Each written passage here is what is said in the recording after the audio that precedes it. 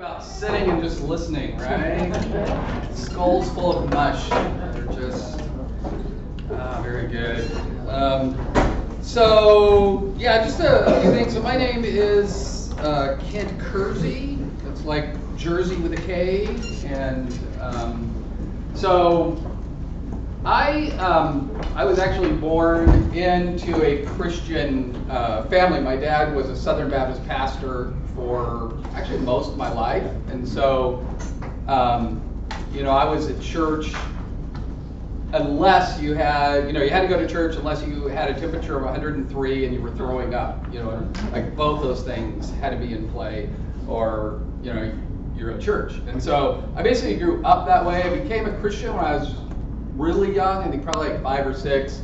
Really didn't have any idea exactly what I was doing. I guess I walked, this is back in the old days where you could walk down the aisle and you accept Jesus into your heart, right?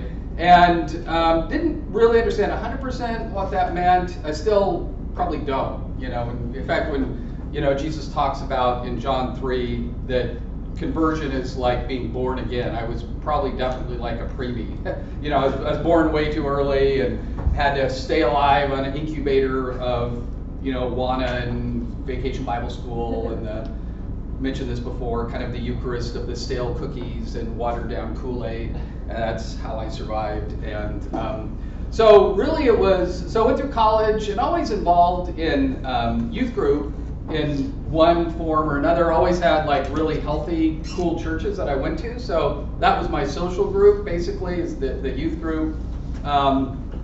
When I was in college, started playing guitar, absolutely loved music, and was actually, I think, in a couple bands. And at that stage, we did all the Christian music that you can go onto Spotify and dig that stuff up. It's not great, but it's Christian-y, so it was safe for the whole family type stuff. And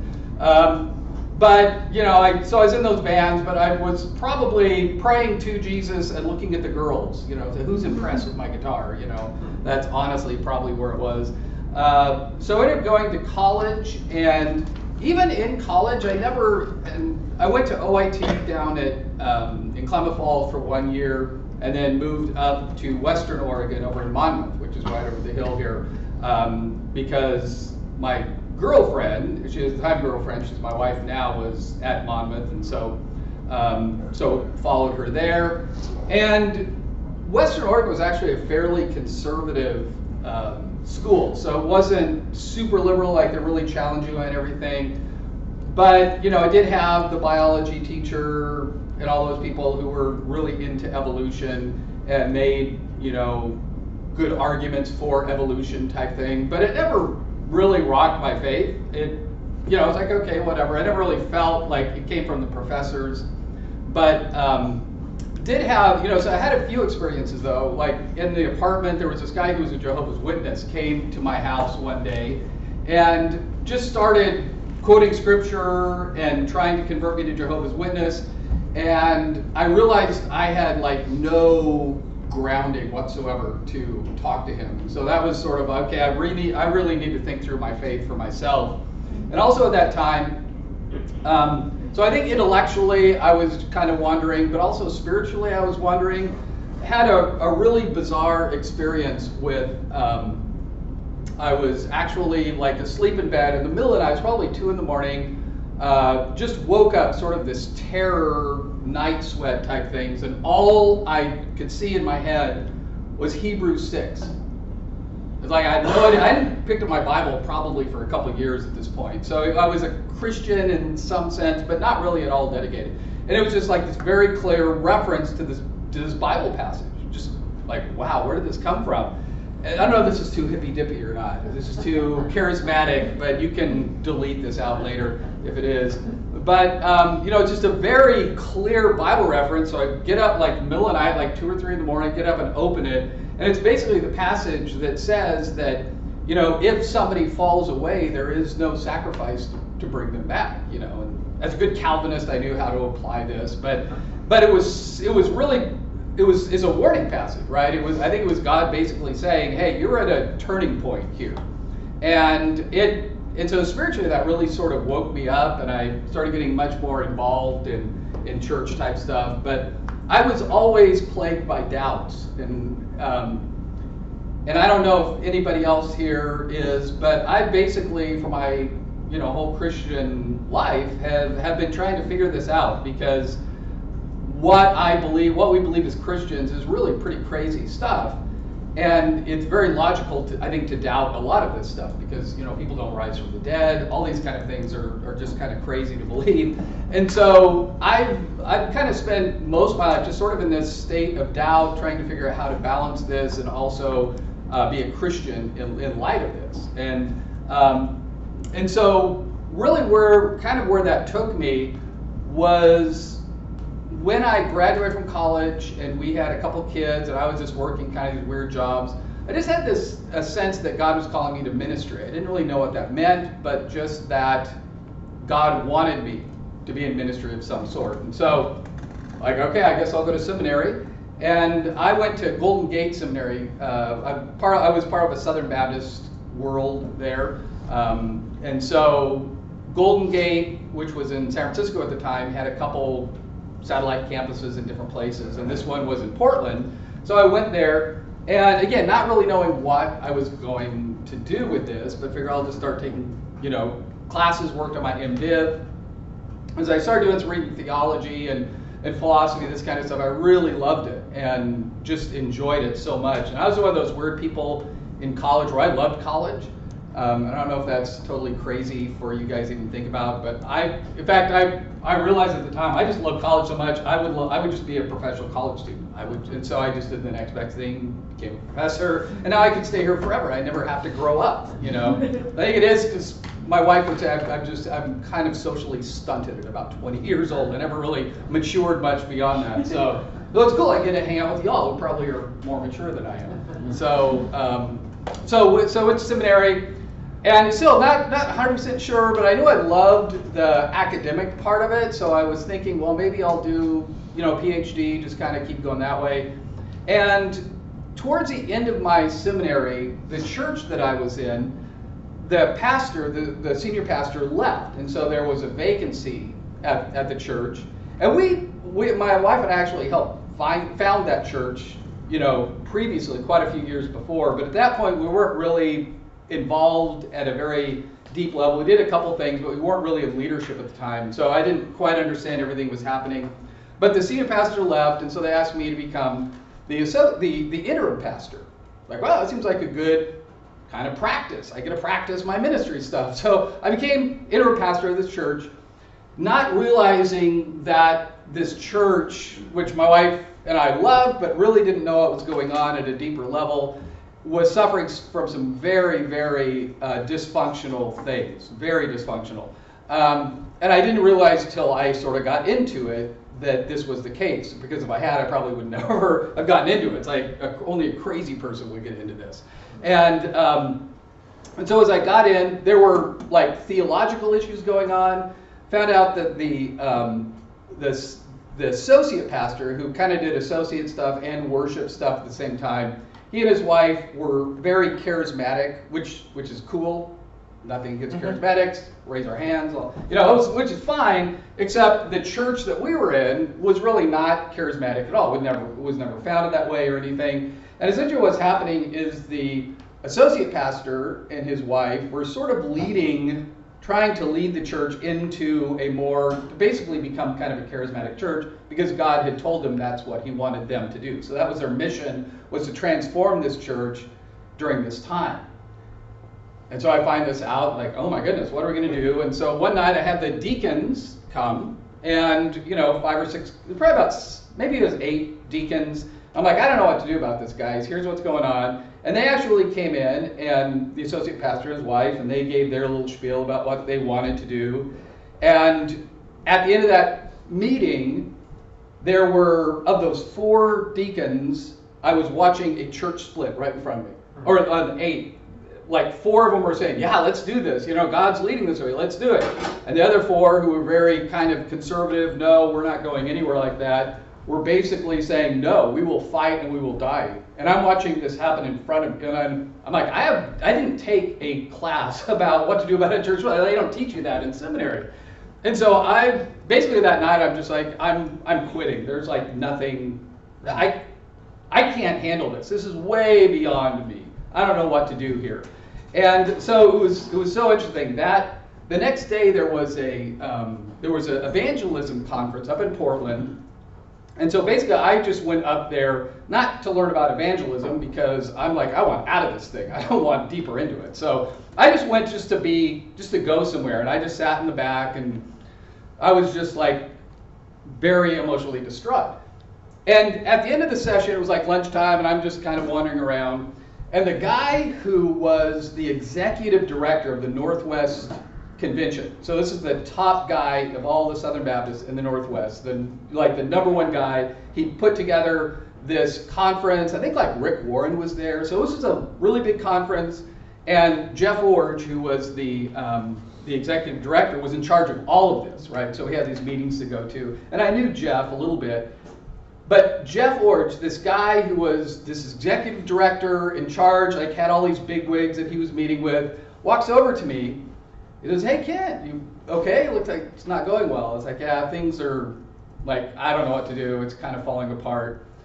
And what he actually did, he went over to all the bigwigs, and he says, "Hey guys, I'm not able to meet with you. I'm going to go to lunch with one of my friends over here." And he takes me to lunch.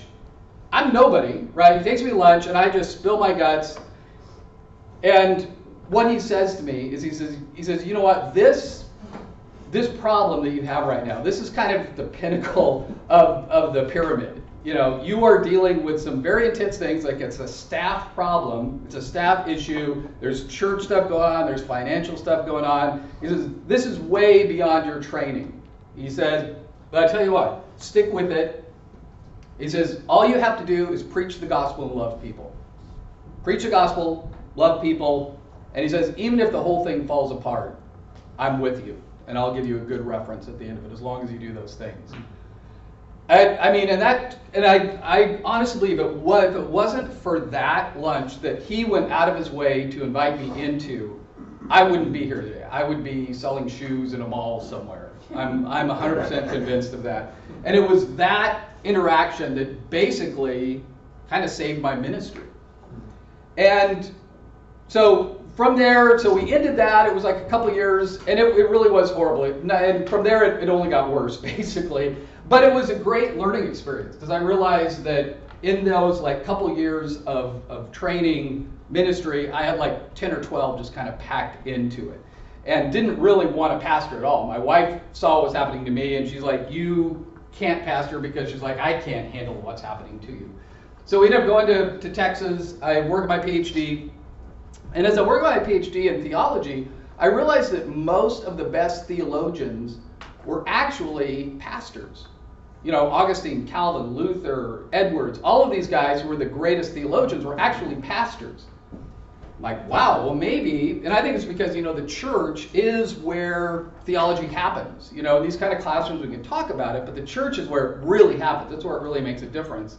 And so I started, and I was also teaching at the time, absolutely loving it. I was teaching like master's level theology classes, and it was just like fish to water. I just loved it so much. It was so amazing. But I realized, well, maybe God is actually calling me to pastor. You know, maybe even though I had a horrible experience, I'm willing to do whatever God wants me to do. But I really wanted to teach too. And so as everything was wrapping up, I kind of had this thing: do I want to pastor? Do I want to teach? I'm not really sure. And as I was working my dissertation, a friend of mine said, "Hey, check out this. There's a school in Oregon that you might want to look at." And so I looked online, and Western Baptist College in Salem, Oregon. That's what you guys used to be. It's like they were advertising for a position which was half-time campus pastor, half-time faculty. I realized, and it just blew me away, because if I could have written a dream job, that's exactly what it would be. And so I went through the process, ended up getting hired, and so for the first 8 years I was campus pastor, so oversaw chapel and a lot of student ministry stuff, taught some different classes for the ministry department, and then after about 8 years of that, then went into just full-time teaching. And so for the last, it's probably about 8 years now that I've just been teaching full time and absolutely loving it, And still involved in church somewhat, but not, I'm like an elder of my church, but not pastoring necessarily. But one of the things that I've realized in what ministry, and especially what it means to just be a believer, is really, I think God's really worked on me a lot in the last couple of years or whatever, is I realized in the Bible, Jesus never asked anybody to be a Christian. You realize that? He never says you should be a Christian and then shares like the 4 spiritual laws with him or something, right? In fact, the word Christian only appears 3 times in the Bible. The word that Jesus uses is used 269 times, which is disciple. And so he asks people to be disciples, which is a lot different from being a Christian, because a lot of times we think a Christian is just a cerebral type, oh, I believe these things, therefore now I'm with this group of people, But what Jesus is asking people is not to believe believe stuff, that is important. But the most important thing he's asking you to do is to be a certain kind of person. And I love this idea of I think a better definition of disciple for us would be apprentice. Because if you think of that, an apprentice is somebody who spends his whole life learning how to be something else, right? And this is what Jesus asks us to do, is not to know things about me, but to be like me, which is a huge difference. And so I realized that for me, it's not so much just about believing things, but becoming that kind of person. And one verse that's meant a lot to me lately is Colossians 3:3, where Paul says, you are dead. Basically, you've died to yourself. Your life is now hidden in Jesus Christ, in God. And if I want to know who I am, I don't just look within myself and try to figure, okay, am I male, female? Am I a unicorn? Am I a squirrel? Which is a lot of what our culture does, right? Like if you want to discover your identity, you look deep within yourself. And what Jesus is saying is, no, if you want to know your identity, you look at him, which is outside of me. I've got to go figure out who Jesus Christ is. And that's where my identity is. And that is, and I think even for ministry, and as I think we think of as you go into ministry in maybe church, whatever ministry it is, because I think what we've done in the church is that I think there are 2 different kind of models of church. I think I've shared this with some people before. But like one model of church is kind of like a museum where you go there and we look at God, right? Like we have cross, we talk about God, and it's like you go to this museum and you hear about these ideas and you look at artifacts and you realize, wow, this is a really cool God that used to exist. Maybe he still exists, but you just look and admire, right? And some of the churches, probably a lot of churches that we go to, are more like a marketplace or a store where we sell God and buy God. And a lot of the conversations is you need to evangelize, and so it sells. Like we need to get people to accept Jesus, and we need to support. Like how can we get more people out selling? And that, which we do need to do, right? But essentially it kind of becomes this idea that we're always looking to get people to do something they maybe don't want to do, right? We're trying to sell them something. Whereas I think if we think of this idea of that we are apprentices, that the church and ministry, I think, is more the idea of like a guild. In the medieval times, there were guilds. Like if you were a builder of some kind, you would have a guild, which meant you guys got together and you discussed the trade of what you did. And there would be masters, and there would be journeymen, and there would be apprentices. And it's all about, centered around whatever your trade is, whatever your craft is, and you want to get better at it, right? So I wonder what church would look like and what ministry would look like if we thought of ourselves as a guild. Like we are all apprentices. Some of us have learned a few more tricks than others, but we are all trying to figure this out. And so what would that look like if we saw ourselves as this guild of apprentices, right? Like we're trying to learn this skill. And I found this really interesting quote that I think explains this. This is in a book by James K.A. Smith called You Are What You Love. And he talks about this book called The Little Prince. And he says, and this is in the book, if you want to build a ship, he counsels, don't drum up people to collect wood and don't assign them tasks and work, but rather teach them to long for the endless immensity of the sea. Isn't that cool? And so I wonder what ministry would look like if rather than just teaching people like believe this, believe that, if we just put Jesus in front of people and go, this is so amazing. Or put up, people who we want to be like. Like my dad is 90 years old, and he's been a Christian and the most godly person I know. And I love being around him and having my grandsons and my children be around him because he's a very experienced apprentice of Jesus Christ. He knows how to do it. I just need to watch him. And so and what he does is he makes me hungry for God and for Jesus, not to be, just learn a bunch of stuff. So as Forrest Gump would say, that's all I have to say about that. So, questions, comments?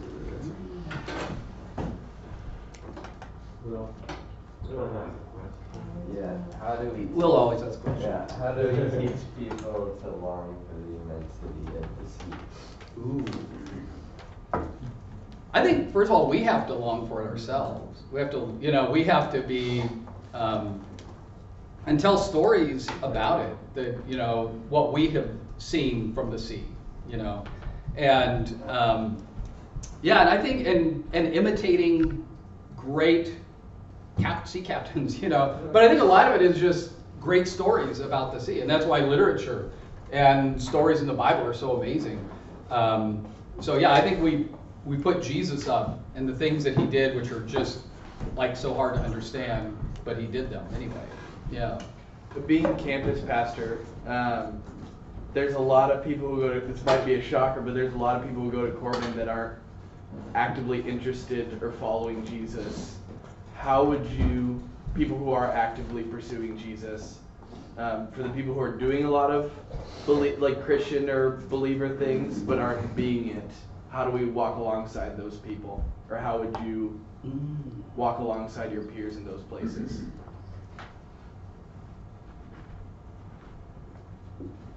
That's good. I mean, I like the way Jesus, he uses that analogy of light, that you're a light of the world and you're also salt. And part of salt is to make people thirsty. That's why, like bars, I've never been to one, but I've heard Ron tell me that. Like, so bars will have like pretzels and peanuts out. Why do they do that? So you get thirsty. And so I think part of it is, just if you can be authentically you around them and again, showing them what it means to be transformed into Jesus. Because we do have, our Christian culture is full of ideologies that I don't think are really Christian necessarily. It comes down to like morality. Like, are you doing this or not that? Well, I mean, that's part of it. But yeah, I think, the more we can experience ourselves. Like, there was one artist or one guy who was a songwriter, was also a minister. He said that his ministry, like the core of what he does is spend time with God and get filled by God through scripture and prayer and the disciplines, and he gets filled with God, and his ministry is the overflow of that. That makes sense. And so it's like, I'm so, and this sounds maybe arrogant, but I'm full of God and his word and his spirit. And when that overflows, that is my ministry. Because a lot of times we try to minister from our own power and our own smarts, and we're faking it half the time. So I love that analogy, that I'm not going to minister unless it's overflowing from me. So yeah, I think part of it is just, you have to be who God has called you to be, and I think that's attractive to people. I know that's what draws me, is people who live it. Yeah. Dr. Kersey, thank you. Yeah, all right. Well, thank you guys for being here.